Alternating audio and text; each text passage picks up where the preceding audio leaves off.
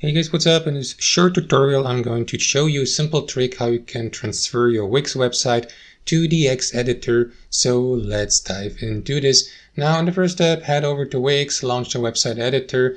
And what you want to do next, guys, is click on Go to Dashboard here in the top left corner. And after that, simply select the website you would like to transfer to X editor. For instance, I will go with that website here for demonstration purposes. So to do that, click on these three dots here, guys. And if you don't see the option to open your website project via the X editor, don't worry, because you can do that really quickly by simply adding the X website editor as an application to Wix, to a Wix account. So to do that, head over to editorx.com, sign up with your Google account. Now guys, that is really important.